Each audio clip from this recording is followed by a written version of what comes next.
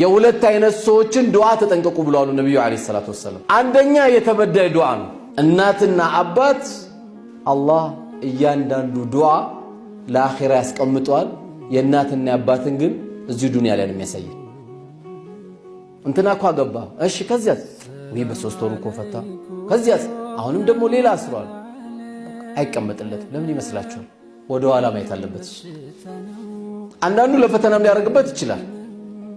ለፈተና በሚስት ሊፈትኑ ይችላል። 3 4 5 ሚስቶችን ሊያገባ ይችላል። ይፈታል፣ ያገባል፣ ፈተና ሊያደርግበት ይችላል። አንዳንዱ ግን በልጁ ያገኘዋል። የተበዳይ እንባ ተጠንቀቅ ነብዩ አለይሂ ሰላቱ ወሰለም ያሉት። ለምን ليس بينه وبين الله الحجاب በበዳይና በተበዳይ መካከል ግርዶሽ የለም። የተበዳይ ዱዓ ምን ያህል አላህ ቻይ ነው። የተበዳይ ዱዓ እንደሚደርስም እየነገረን አላህ ዛሬ ፍልስጤምን ስናይ እንደነግጣለን እኮ። ቻይነቱ አየው። እርጉዝ ሴት የምትገደልበት ምድር፣ ሕፃን ልጅ የሚገደልበት ምድር። የፍልስጤም ሕፃን ልጅ ስታድግ ምን ታረጋለህ ሲባል ስለማላድግ ምንም አላረግም ነው የሚለው።